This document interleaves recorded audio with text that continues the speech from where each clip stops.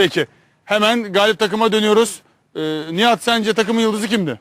İstanbul Havaalanı'ndan Dominik ve buraya kadar, adaya kadar hep bahsettiğim ve özellikle dikkat çekmek istediğim bir husus vardı.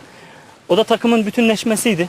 Hiçbir takım arkadaşım diğerinden ayırt etmeksizin takım bütünlüğünden bahsettiğimiz, sizler de daha önce şahit oldunuz. Biz takım olarak bütünleştiğimi hep söylemiş, dile getirmiştim. Bugünkü oyun da onun bir kanıtı oldu aslında. Strateji noktasında ise zaten hata yapmayacağımızı biliyorduk. Derya zaten çok büyük yarışlar yaşamış. Stratejileri zaten çok iyi hakim bir arkadaşımız. Pascal Nouma keza yine öyle, kariyerinde çok büyük maçlar oynamış bir kişi. Çok stratejist bir arkadaşımız. Biz zaten, bizim hayatımız strateji olmuş. Yani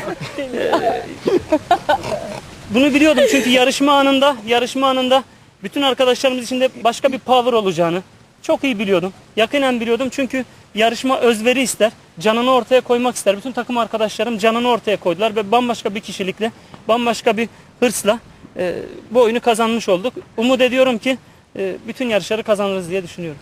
Benim sizin takımda gözlemlediğim, erkeklerden tabii ki büyük performans bekliyorduk.